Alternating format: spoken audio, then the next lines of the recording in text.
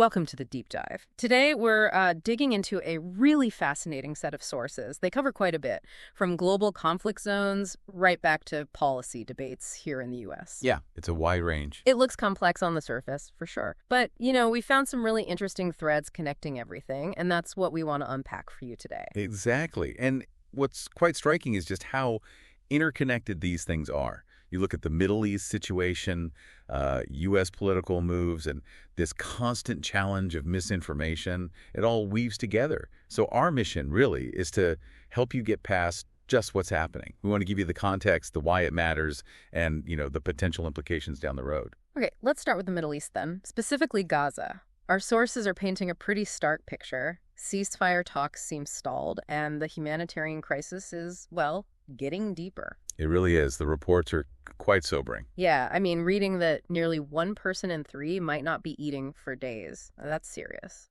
Extremely.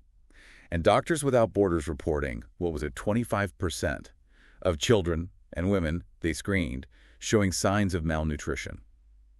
It's alarming. So what are the sources telling us about why these talks are stalled? What are the main sticking points?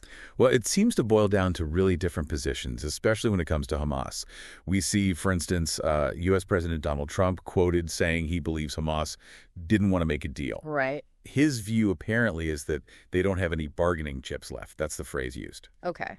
And the Israeli stance? Pretty firm as well. Yeah. Prime Minister Netanyahu has rejected Hamas's terms outright. He's quoted vowing to continue the war until all the hostages are returned and Hamas is defeated or disarmed and sent into exile. So very clear, hard lines from both sides there. Exactly, which explains the impasse. And, interestingly, the sources are now reporting that Israel and the U.S. are actually considering alternative options to bring hostages home. Options that, crucially, don't rely on getting an agreement with Hamas. So a potential shift in strategy, perhaps, moving away from negotiation. It certainly signals they're looking at other avenues, given the deadlock. Okay, that deadlock also seems to extend to diplomatic issues, like recognizing a Palestinian state. We saw French President Macron announce France's plans to do just that, maybe by September. Yes, that announcement definitely made waves. How did other key players react? What are the sources saying? Well, the reaction from the U.S. side was pretty strong. Immediate pushback. U.S. Secretary of State Marco Rubio reportedly strongly rejects the plan. He called it a reckless decision. Reckless why? The reasoning given was that it only serves Hamas propaganda and sets back peace. And also a slap in the face to the victims of October 7th. Very strong language. Wow, okay. And wasn't there something from the U.S. ambassador to Israel, too? Yeah, Mike Huckabee apparently mocked the announcement quite openly on X, so you can really sense the diplomatic friction there. And what about other groups? Did U.S. Jewish organizations weigh in? They did, and quite significantly. Leading groups like the Anti-Defamation League, the ADL, and AIPAC actually refused a meeting with the French foreign minister over this. You refused a meeting? That's a strong statement. It is. Their public reasoning was deep concern that France's approach undermines prospects for a mutually negotiated future. They went further, accusing France of emboldening extremists and essentially rewarding Hamas. So a deep disagreement on the path forward there. Is France alone in Europe on this? Well, some other European nations are considering it, yes. But Germany, for instance, has been explicit. They've stated they have no current plans to recognize a Palestinian state in the short term. Their focus, they say, remains on achieving a two-state solution through negotiation first. Okay, quite a bit of diplomatic tension surrounding that issue then. Let's shift gears now and bring it back home to the U.S. Our sources detail a lot happening on the domestic front under the Trump administration. Policy initiatives, political challenges. What stands out? Yeah, there are several key areas highlighted. One consistent theme seems to be reshaping federal policy in certain directions. For example, there's a clear ongoing push to roll back federal diversity, equity, and inclusion efforts. DEI. Right. We hear a lot about that. Is it just talk or are there concrete actions? Oh, concrete actions. The administration is actively appealing to the Supreme Court. They want to allow some pretty significant research funding cuts, about $783 million, which seem linked to hitting programs often tied to DEI. So a direct challenge through funding mechanisms. Interesting. What else? Well, on the media side of things, you've got Trump Media launching its Truth Plus streaming platform globally. It includes Newsmax. And the stated goal is to challenge the woke news monolith. Okay, so building an alternative media presence. Exactly. It's about creating counter-narratives, challenging what they see as mainstream bias. It definitely contributes to, the fragmented media landscape we see. And border security. That's often a focus. It remains one, yes. The sources mentioned an emergency declaration that expands the military's role quite a bit at the U.S.-Mexico border. Expands how? Troops are now reportedly sharing command stations, even vehicles, with civilian immigration authorities. So a much more direct military involvement in border management. A significant step up in military involvement there. Definitely signals a priority and a particular approach. And one other thing grabbing headlines is the White House going after universities. Ah, yes, over antisemitism on campus. Precisely. They're seeking fines from places like Harvard, Cornell, Duke, Northwestern, Brown, accusing them of failing to stop antisemitism.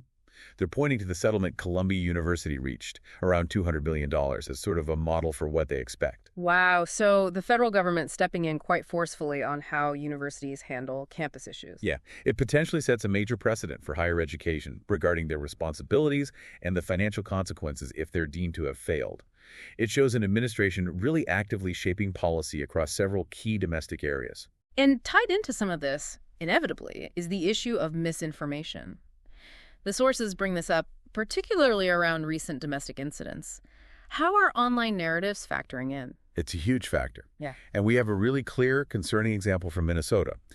After those shootings involving 2 state lawmakers and their spouses, the sources say prominent conservative influencers immediately started spreading theories online. Theories about what? Unsubstantiated theories, the sources call them, linking the suspect, Vance Bolter, directly to Governor Tim Walz. Any basis for that?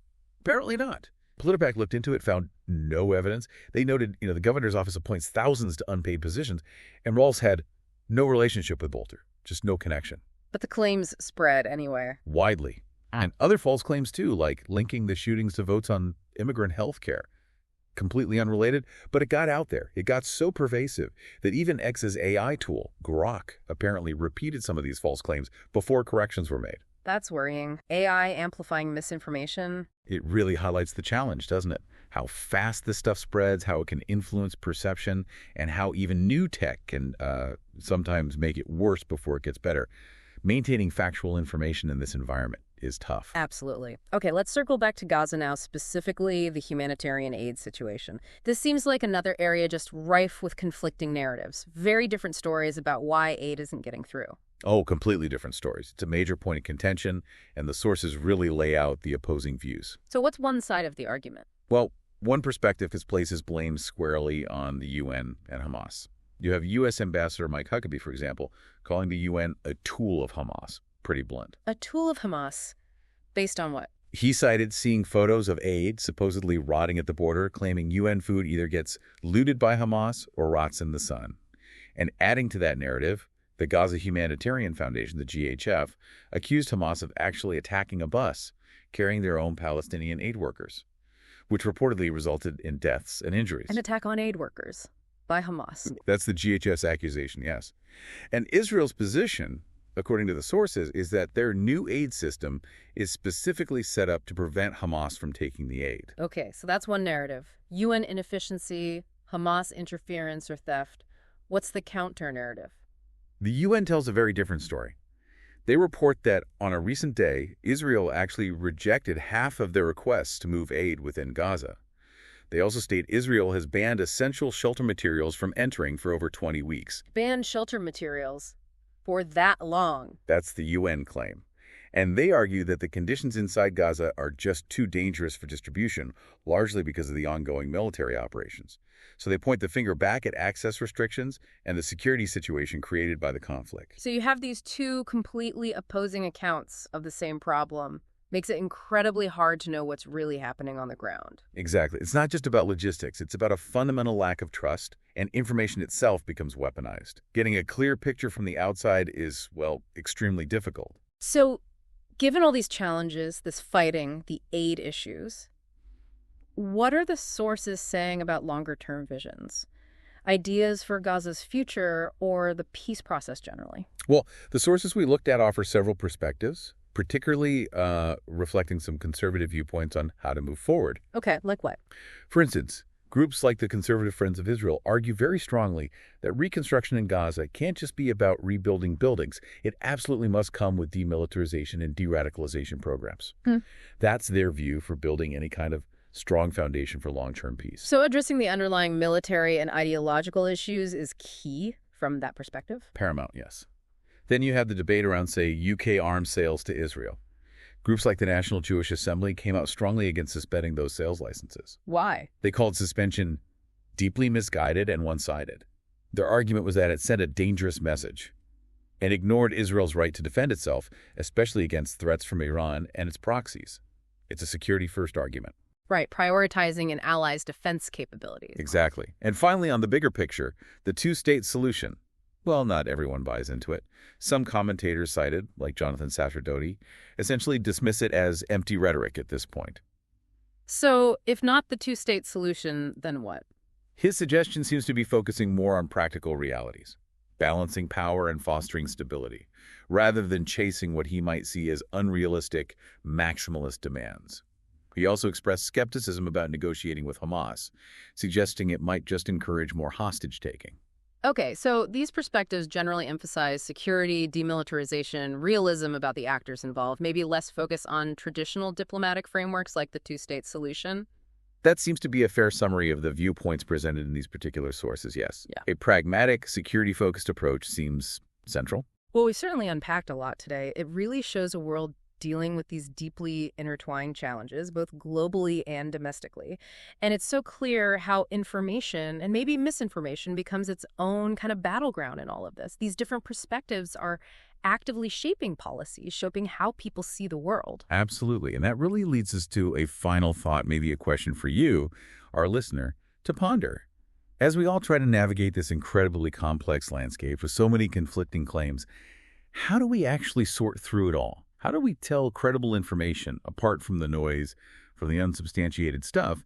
And maybe even more fundamentally, what responsibility do we all have as individuals? And what about the platforms that spread information and shaping understanding, especially during times of crisis like these? Something to think about.